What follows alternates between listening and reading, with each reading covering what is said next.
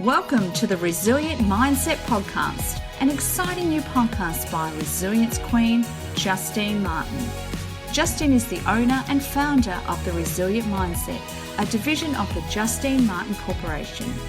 Justine draws on her years of experience and knowledge consulting with clients to develop and sustain a positive mindset.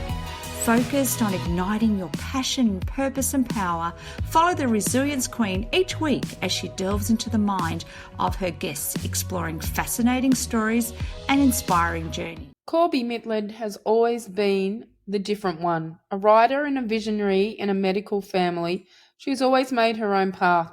Leaving an Ivy League university after 2 years, Corbie struck out to find where joy and purpose lived. Surviving divorce, abuse, poverty and cancer, Corbie learned the value of the examined life, meeting challenges and always asking the next question, facing each new situation with strength, courage and humour. Today, as an intuitive counsellor and inspirational speaker, Corbie brings a full toolbox to her job as a beacon of manifestation and vision for her clients worldwide. Welcome, Corbie, to the Resilience Mindset podcast. How are you today?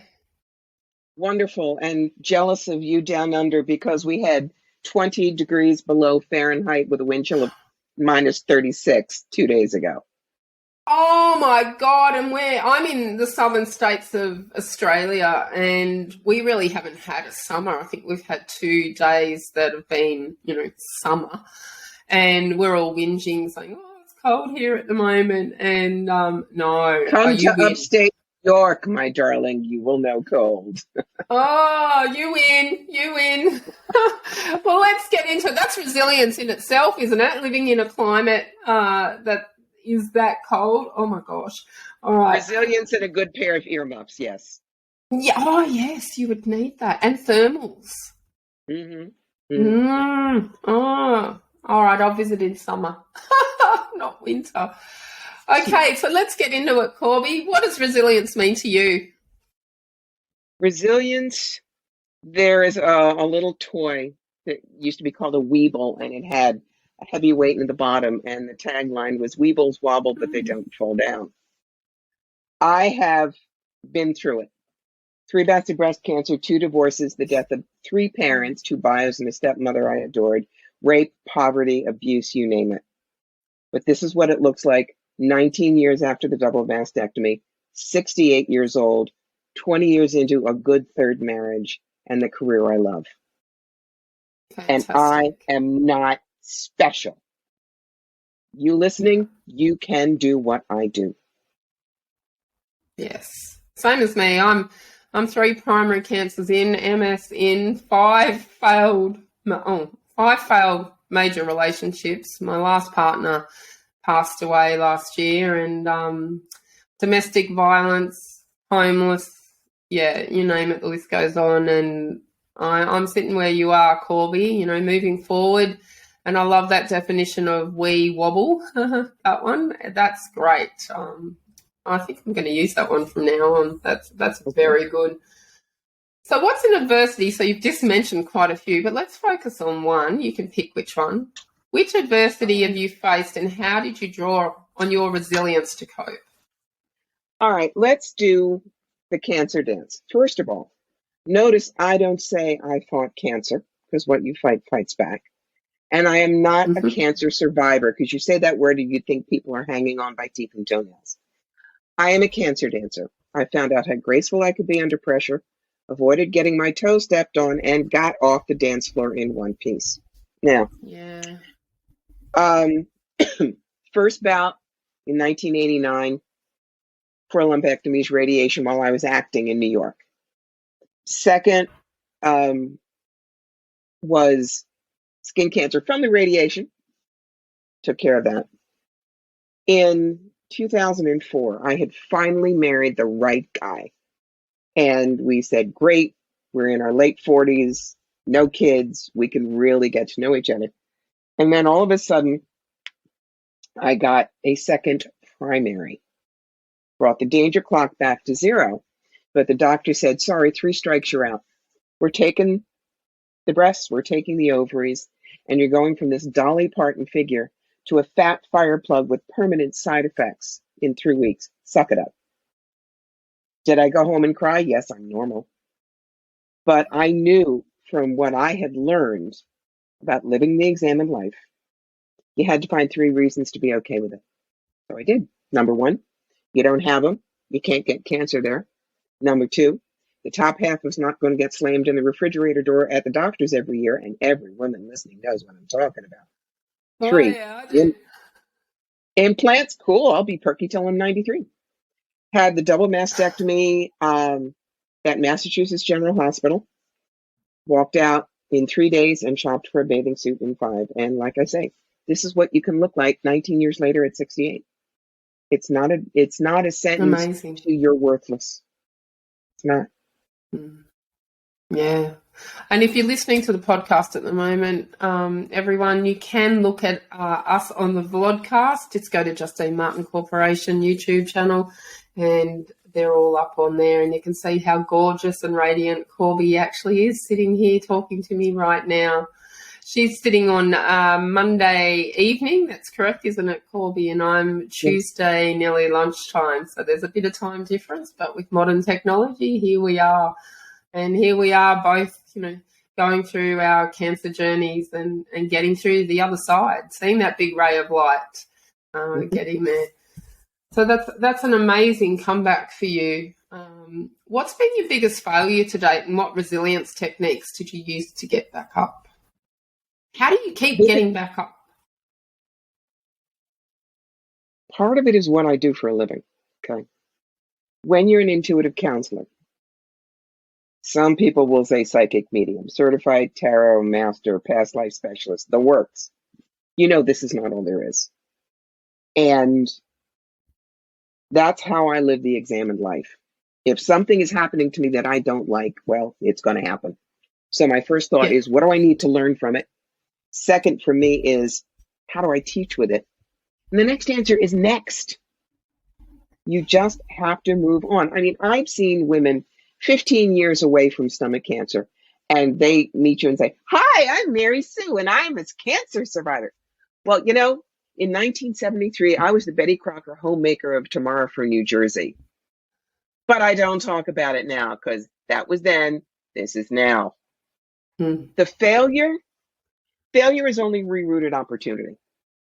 I would say that for a long time, the failure was the not good enough, the self-loathing, the I couldn't make any mistakes.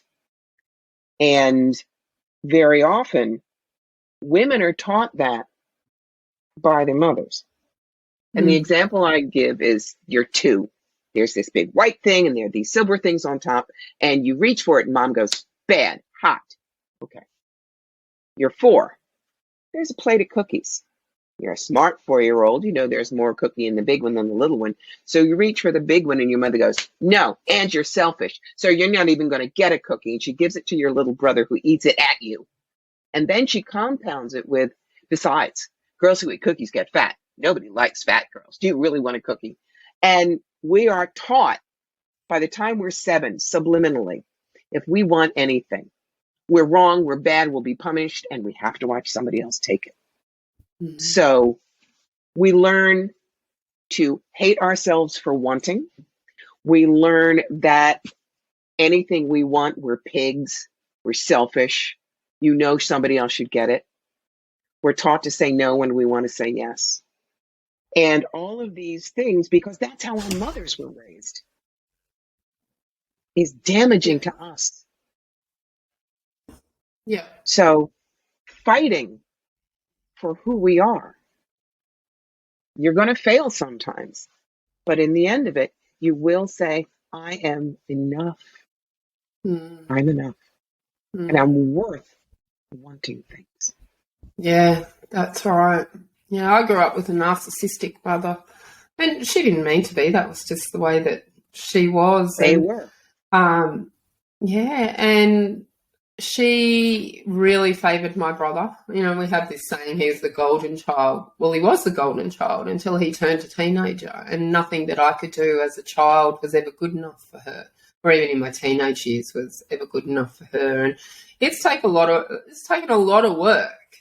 And it's only been the last couple of years that I've been able to get through, that trauma, the conditioning, the subliminal messages and everything through, the first 22 years of my life with it. So, yeah, you've got to be careful what you say to others, what you say to your children, and what you say to yourself. Yes. Yeah. Yeah. But don't think of it, you have to be careful like this. Think about, how can I be kind to myself first? Mm-hmm. And that motivates me to be kind to others. That's right. And that's all about protecting your inner child as well, protecting inside you, parenting the inside of you, and being nice and kind. And when you're nice and kind to yourself, it's then easier to be kind to other people. I knew very, very young that I was going to have to re-raise myself. So I knew by age 13 I did not want children, and I stuck with it. Now, I'm terrific as a mentor. Give me your teenagers when you can't stand them. I love them. But I knew that... Where were you 10 years ago, Corbie? My kids are in their 20s, nearly 30s. Dealing with American teenagers, my darling. But at least someone is. It's one of the other reasons that one of my pieces of work right now is I'm teaching baby boomers how to be elders, because there's a big difference, and most boomers don't know how to be. I just look at them and say, look at kids in America. We never worried about being shot dead in school. We never worried that the earth would be uninhabitable in our lifetime. We never had a plague that was killing millions. We never thought that we couldn't even buy a car or feed ourselves, let alone buy a house. We always thought there would be work. Kids today have none of that. And food. Sure, can't even feed themselves. So what I teach fellow boomers is being an elder is very different. You don't say we had the best cars and the best clothes and you guys, you can't. For one thing, you step off the spotlight stage and you let the millennials and the Gen Zs take it. You only offer information when asked. And you learn to be a third trencher. Now, what's a third trencher? World War I. Okay? You all know Gallipoli. First trench, everyone over the top. Second trench, reserves. Third trench, food, medical supplies. Being a third trencher as an elder means we're the ones who do the dishes and pack the lunches, but it's the millennials and Gen Zs that get to plan the food drive for the homeless and talk to the media. And a lot of baby boomers find that really hard because they think their version of resilience is the one needed now, and it's not. No, every generation's different. Exactly. Every generation. I tell my kids, when I grew up, there was no colour TV. And you had to go up and you had to turn the dials. And, today my grandkids are sitting there with iPads in their lap and they don't even watch TV. And what they're encountering in the world is a totally different world than what we went through. What you went through, even our age difference from Corbie, your age to my age is even different. What you would have went through in the 60s to what I went through in the 70s as a child. Yep. I was very, very... one of the young hippies. I wish I'd known you then. No, you wouldn't have liked me then. I'm much nicer now. I wasn't born then, but wasn't much later, I can assure you. All right, so who's your role model in resilience? In resilience, I would probably say my mentor and close friend, Wendy Peeney, who is the creator with her husband Richard of the ElfQuest series. Wendy has had a life where it has been somewhat roller coaster, no breaks. I'm not going to go into her personal story here, Yeah. but she is someone who would never give up on anything. She was fierce. She knew her place in the world and what she was meant to bring to it, and she wouldn't let anyone stop her from age 2. She Wow. also understands and has helped me understand you cannot allow yourself to be into the judgment of others. She taught me 6 very important words: praise and blame, all the same. Meaning, some people are going to adore you and think you hung the moon, and some people will think you don't even have an excuse of being alive. Yeah. And you can't buy into either one. You are the one that knows what your worth is. You are the one who knows what you're here to do. And just be And your you're the only authentic right. self. Yes. Yeah. Authentic self in your house and outside in public. Not two different Mm-hmm. people. If you're Mm-hmm. your authentic self all the time, then you don't have to worry about putting on pretense with anyone. If you're your Right. authentic self all the time, you can sit comfortably in your own space Mm-hmm. and And not pretend to be something you're not. not everyone's going to like it. I mean, there are members of my family who think I'm a charlatan who steals people's money. Even though I've had this career professionally for 30 years, I read 1,000 people a year. You cannot do this for 30 years and read 1,000 people a year and you're fake. Somebody would have found out. Yeah, But it's, exactly. bless them and release them. They're not going to keep Yeah. me from doing the work I want to do. Yeah. Yeah, totally agree. Is there someone that inspires you in life? What do you mean? Elaborate on that for me. Someone that, I mean, you've mentioned your friend with the resilience, Mm-hmm. but is there someone that like really gives inspiration to you? Could even be yourself. Who inspires me? Well, I've always said I wanted to be a combination of Wayne Dyer and Swami Beyondananda in drag. Funny as hell, but normal enough you could borrow my lawnmower. Now, everybody knows who Wayne Dyer is. He was a magnificent spiritual teacher. Swami Beyondananda is the stage name for Steve Behrman, and he Okay. teaches through humor. My karma ran over your dogma kind of humor. But he Mm-hmm. really gets it across. Those are the people that I want to emulate.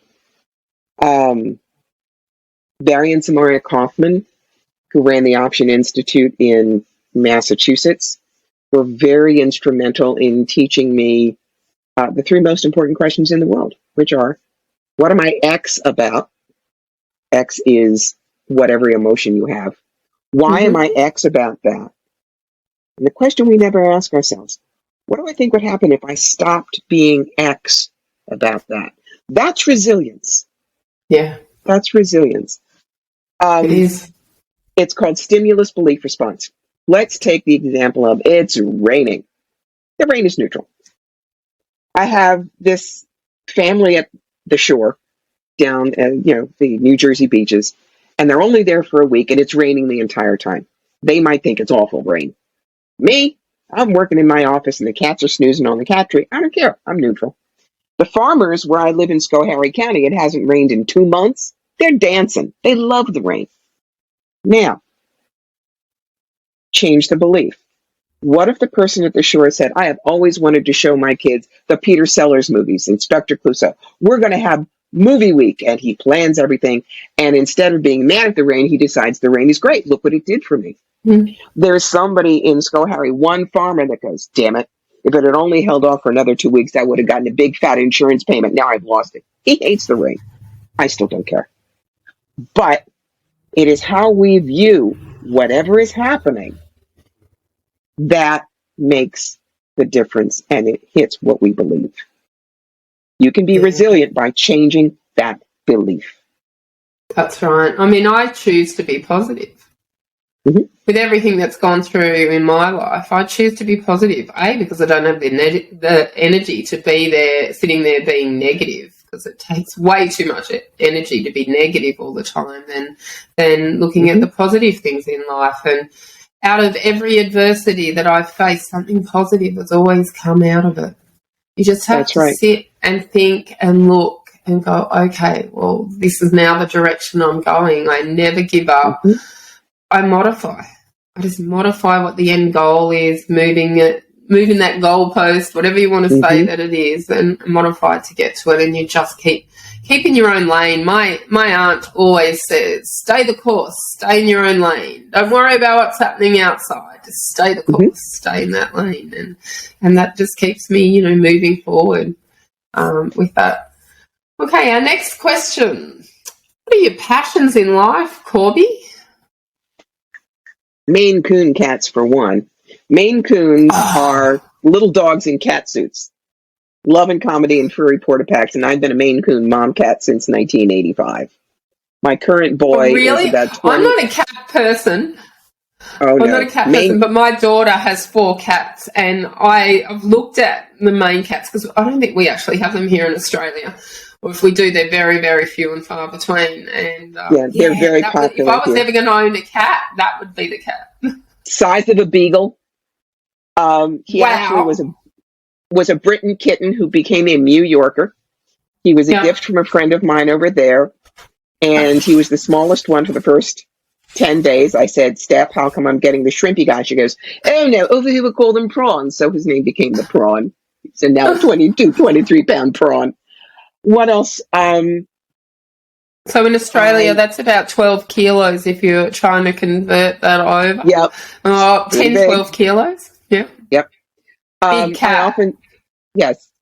I often say words are my drug of choice. I am a writer. Yeah. My books are nonfiction, because if I've got something that has happened in my life that I can offer as teaching, that's what I do. Clean out your life closet, the psychic yellow brick road. You've got the magic who needs a genie. What else am I passionate about? Cooking. Podcasts. I would say podcasts, Corbie. How many have you been on? You were telling me. Over the past 10 years, about 400. And, people say, well, why don't you have your own podcast? Well, I did for a while. And I was a brilliant interviewer. And I was letting them shine, and I was off in the shadows somewhere. Everyone looked at them. So I said, this is not what I want to do.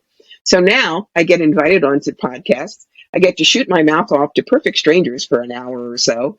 And I have a blast. So yeah. And you don't have to do the editing or the marketing or anything, because that's the podcast host. I think that's what we have to do. That's right. But that means that my job is to be a good guest, hit the right sound bites, know when we have finished for the time, and come across looking like something, not showing up, as we say in New York, as a schlep. So, yes, cooking, because that's how I got my husband. It really is. My mum used to say a way to a man's heart is through his stomach. So, yeah, she's pretty right there, isn't she, Corbie? I adored my mother-in-law, adored her, but my father-in-law compared her cooking to the army. So, me, cooking is therapy. And all I had to do is fix one meal for Carl when we were first dating. And he took a bite, clapped his hands against his chest, and staggered back into the fridge. I thought, yes, we have this man. I like that. I like that a lot. How do you cope with pressure? I take my blood pressure twice a day. No joke. Look, at my age, high blood pressure, high cholesterol, all of that. And my doctor said, well, you just got a bad genetic hand. And I said, watch me. So learned, the stress exercises, Mediterranean diet, walked in after the latest blood test, and he goes, I have never seen anybody drop their numbers without medication like this. That's fantastic. The thing about stress is I just stop. I will go sit outside. I will grab prawn. Maine Coons are great hugs. I will actually, there is something on YouTube. It's HD colors. These are wonderful fractals and mandalas. And I will just put in the AirPods and make it go big screen and just watch and feel the flow. And I get right calmed down, and then I can think. I don't care if your thing is a bubble bath. I don't care if your thing is watching your favorite cartoons from childhood. Whatever it takes to calm you down, by God, do it, and don't apologize. That's right. And we're all different. We're all Absolutely different. Yeah. Mine's to pound the pavement. So I'll go out for a walk to create art. And, you know, if I am feeling pressure in that, it won't be a fine line piece of artwork. It'll be slap and paint on everywhere. And to clean as well. And I mean, I have a house cleaner, very fortunate, but I will go and do stuff if I feel that there's pressure and I need to release some stress and just get that energy out. And then I feel so much better. Girlfriend, I am with you. We have a tiny little 874 square foot house, but someone comes in twice a month. I do, however, tell my clients it's why I will not see them in person at my house. It's always over Zoom or phone, because you want to come to my house, I have to clean the whole damn thing because you're going to see all of it. And they laugh and they understand. It was funny for our podcast this morning. I mean, I've had a pretty chaotic morning and I was still walking around in my jammies, and I've got clients that are turning up into the art studio, and out there someone's, you know, teaching for me, and I'm like, I've got to go and get ready for the podcast. And they're like, why? They can't see you. I said, yes, but I know if I've got pants on or not. Same kind of thing. So I'm like, right, I'm going to get dressed. And then I've come back out and they're all like, oh, you have got pants on. I'm like, yeah, I'm not going to sit there without pants on a podcast just because you can't see it. I know. And it's like, I used to be a Tupperware demonstrator and manager many years ago, and I was amazed at the houses that I used to go into. I'm sorry, a sheet over all your crap doesn't actually hide your crap. It just accentuates that there's crap underneath it. And whereas now I'm, you know, more particularly organised, so you can come into my house and everything has its place. And one of the things that I've discovered, because I've got asked, you know, repeatedly, how come I'm so resilient? How do I get through it all? And I came up with the 10 top tips of resilience, and that is decluttering. Declutter your house, declutter your environment, and declutter your mind. So writing down things, getting them out of your mind onto a piece of paper so you don't have to carry them anymore, cleaning one drawer at a time. If you're sitting in your house and it's like a complete shambles, then just pick one drawer and declutter that drawer that week. And then the next week, go back and do the next drawer, and then the next drawer and the next shelf. And just pick one room to work on, and then get that room done, and then move on to the next one. And it makes a difference when your environment is got everything in place. You know where it is, and I have short-term memory problems. So if things aren't in their right place, I'm stuffed if I know where I put them. And we can't find them for a very, very long time. I've lost $400 in this house somewhere about 5 years ago, and we still can't find it. I know that I had the money. I don't know where it is. I put it away. I was going away for a weekend and I hid it. But I was talking when I hid it, and I can't remember where I hid it. So now I have everything. It will be there when you need it. But I understand it. Yes, and I understand exactly what you're talking about, because the 4 parts of clean out your life closet are clarity, adaptability, making friends with stress, and simplicity. Living life as a tiny house. So I am right on that page with you. That's great. Nice to know I'm on track. So what else do you do to practice self-care and personal wellness, Corbie? We've spoken a few. Is there anything else that you do? Yep. You can't find me on Wednesdays. I mean, I work 6 days a week, 14 hours a day. I get to get up in the morning. I adore what I do. But Wednesday, when I was on the road 45 weekends a year and my husband was running a local Revolutionary War museum, Wednesday was the only day that we knew I wouldn't be on the road and he wouldn't have night meetings. So that became date day or date night. Yeah. And I didn't care if you were dying. I was going to send you to another psychic. And I have held on to that. Because when you start working 7 days a week, It all runs together, and you will burn out. Very true. Very true. And So that's like part of it. even overworking your 8 hours a day, you know, I'm at that point. I've been and I know the last 6 months, you know, I've been doing 12 hours, 14 hours because it's just been me at home, and it's like I've got to stop doing this. I've got to put boundaries on myself in cutting them off. And when you work from home, it is difficult when your work is here. And it's like, close that computer, do something that you like to do. And unfortunately, my hobby became my work.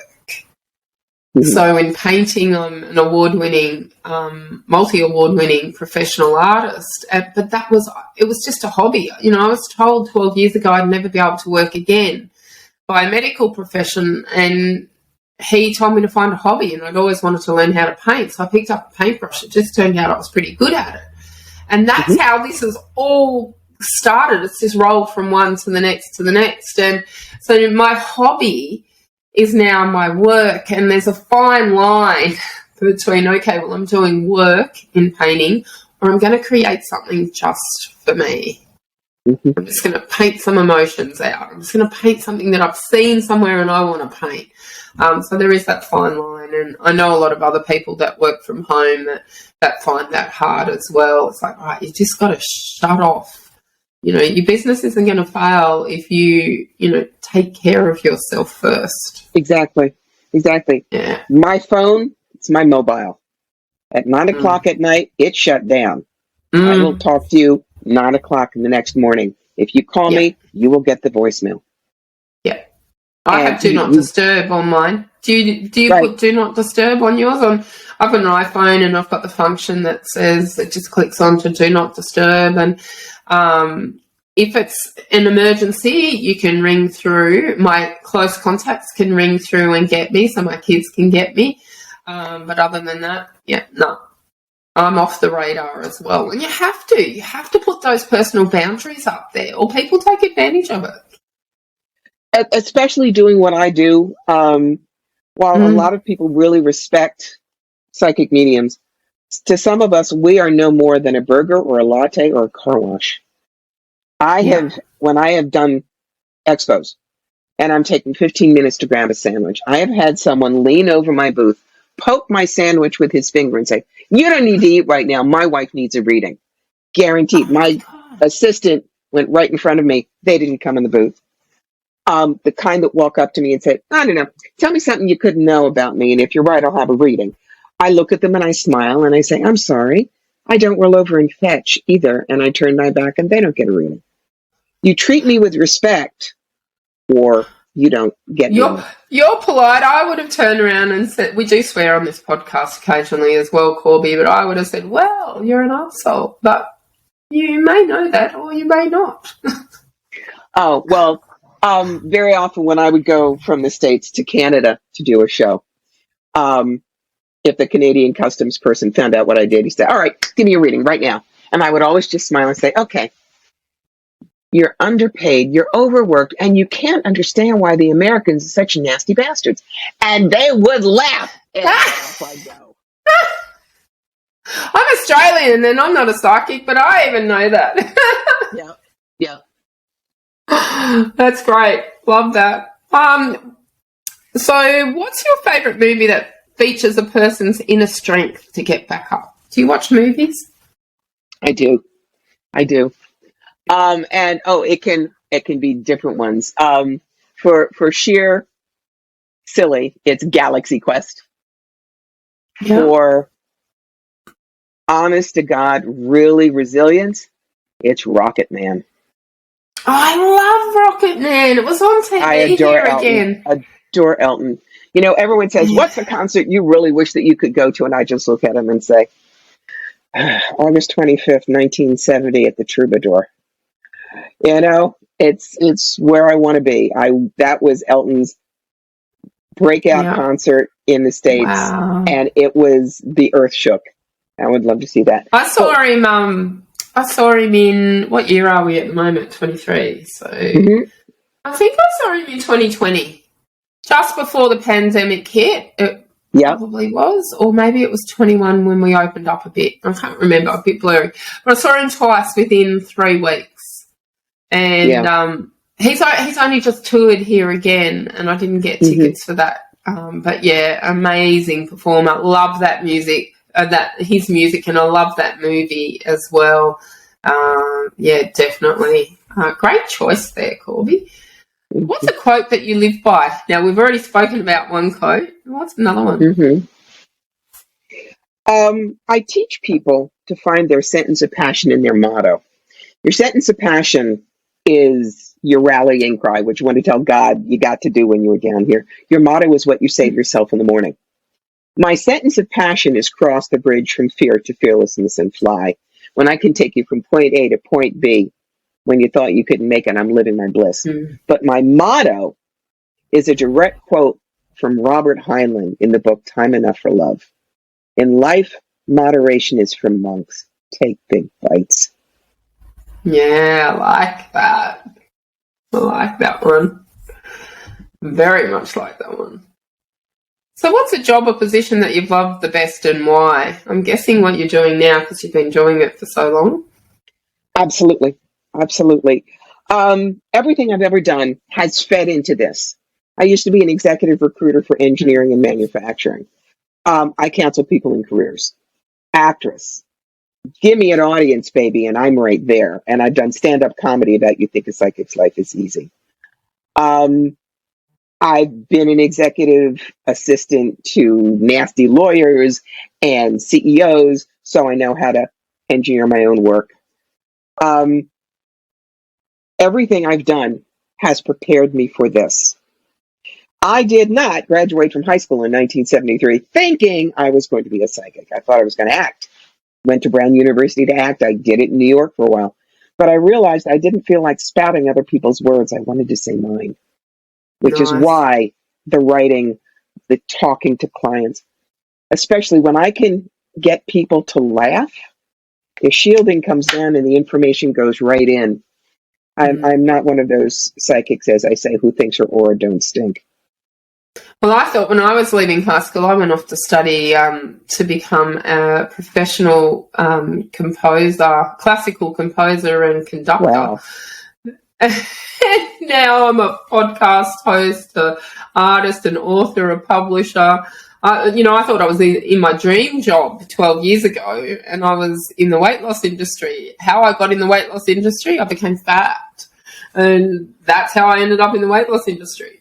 But now I can see that everything that I'd done was leading me to this pathway and helping as many people as I possibly can. Yes. And it doesn't feel like work. It never feels like work. I jump out of bed in the morning and I'm happy to go into everything that I do, and I do a hell of a lot. And, if you're out there, listeners, and you're not happy in your life and you're not in the job of your passion, then go and upscale your education. Go and do something different. Reach out for help. Outsource. Get out of what you're doing and improve your life, because we only get one life. And you don't want to sit there when you've retired and go, oh, I wish I'd done that. Geez, I wish I'd done that. What if I'd gone and done that? My life would have been different. Just go and do it. Go and do it. And fear holds us back, and fear of failure and fear of setback, fear of success. They all hold us back. Just push through it. What's the worst that can happen? I talk about fear and say it stands for false evidence appearing real. But then I also say fame is full acceptance, means everything. Do you want to be fearful or famous? And people go, wow. So, yeah, there's no reason to let fame escape you. No. If you could go back and give your 18-year-old self one piece of advice, what would it be, Corbie?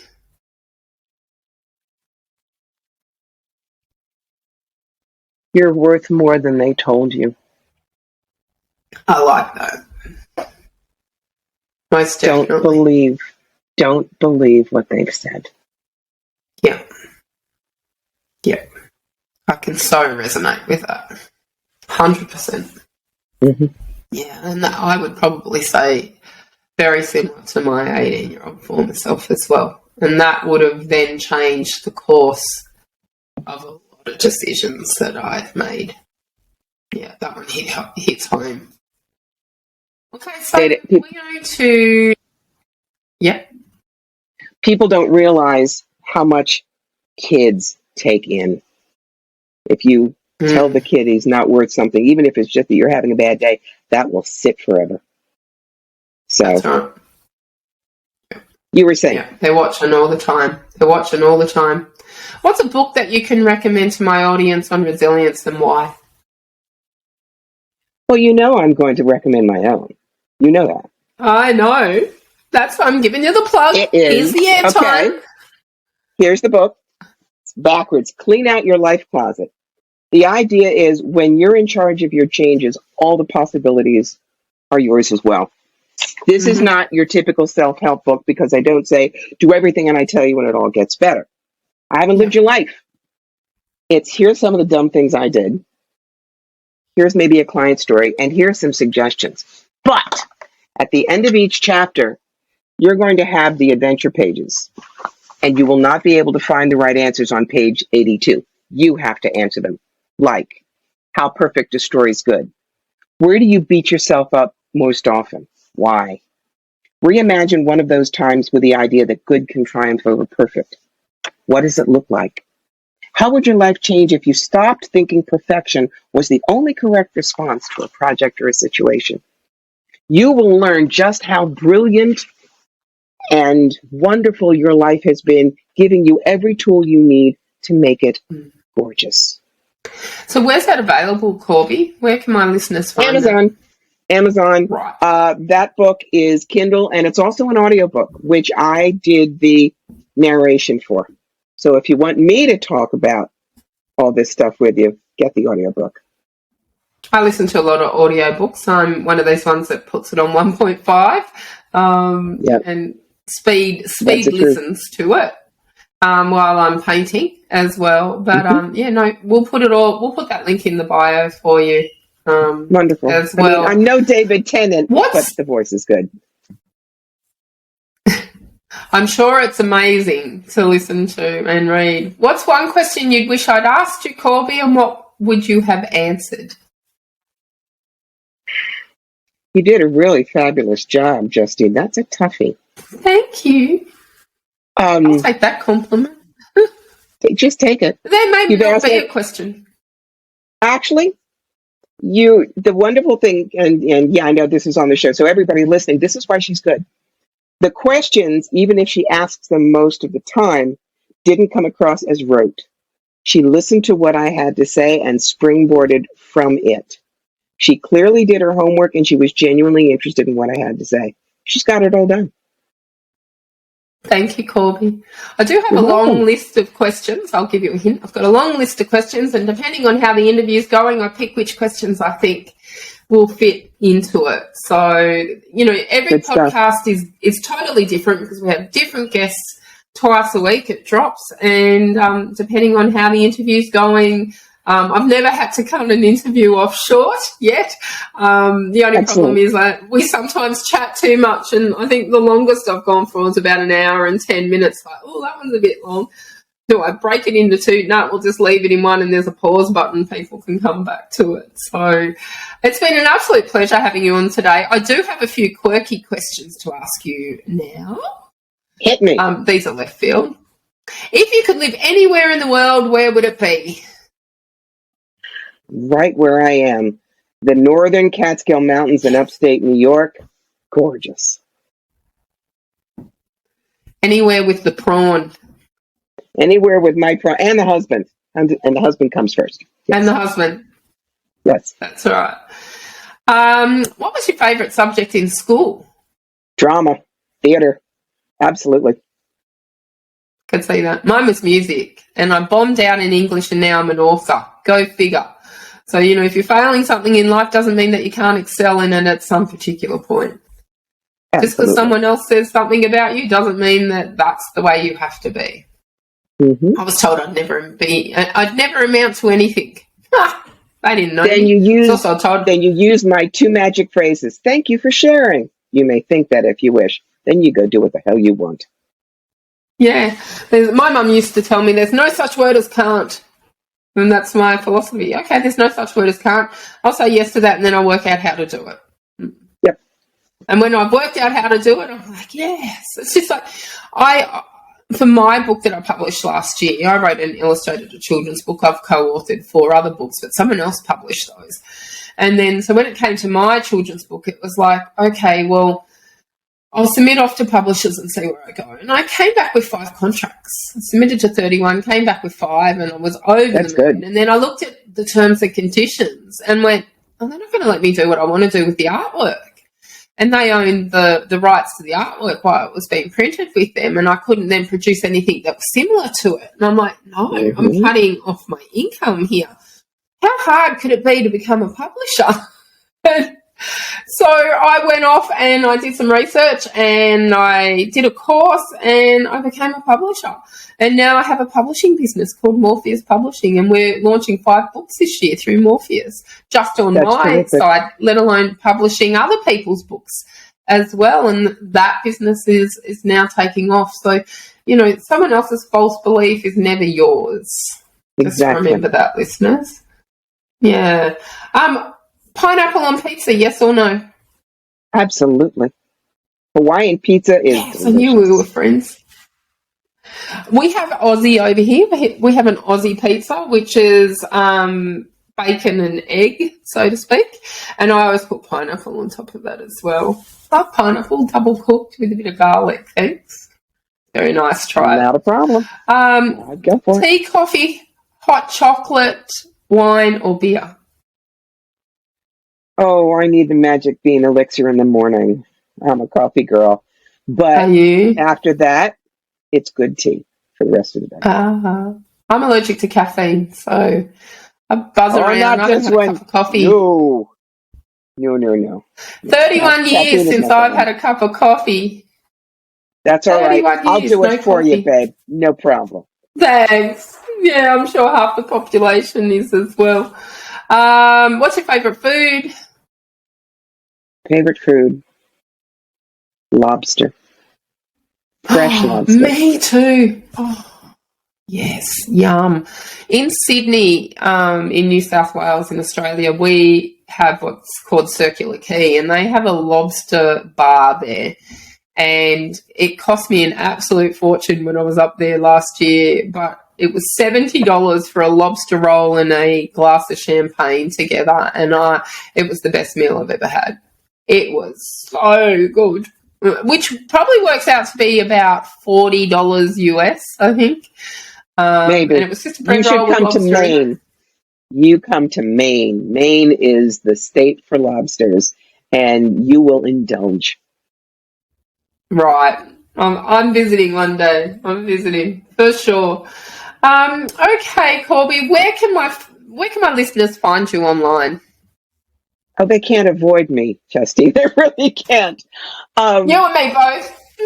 Yep. CorbieMitleid.com is my website. It's got hundreds of articles. It's got how to work with me, the whole thing. You can find me on YouTube, Medium, Pinterest, Instagram. And there's something called Patreon, which you can work with me there, but with the time differentiation, I'm not sure. So, double check into it. But it's a great way to learn with me on a consistent monthly basis. Awesome. I'm on Patreon as well. I think I did have a profile on there. Can't really keep up. I've got about 10 social media platforms at the moment, and someone that does most of them for me, because that's the key to success, is to outsource things. Yep. And social media. But it's quite funny when on my social media I get hit on quite often, and my VAs reply on my behalf. I don't think the general male population realise that we don't all do our own social media. Anyway, Corbie, it has been an absolute pleasure having you on the Resilience Mindset podcast today. I've had a great time. Thank you for asking me, Justine. You're welcome. And remember, listeners, stay resilient until next time. With over 11 years public speaking expertise, Justine thrives on delivering a powerful and empowering keynote to audiences of all sizes. From a packed room of 500 people to an intimate gathering of 50 people, Justine will command the room with her inspiring journey and engaging anecdotes. Email hello@justinemartin.com.au to book Justine for your next event. We hope you enjoyed the Resilience Mindset podcast. Remember to subscribe to the podcast to get your weekly fix listening to Resilience Queen Justine Martin. Follow Justine on social media at Resilience Mindset or log on to justinemartin.com.au. And until next time, remember, life doesn't get easier or more forgiving. We get stronger and more resilient.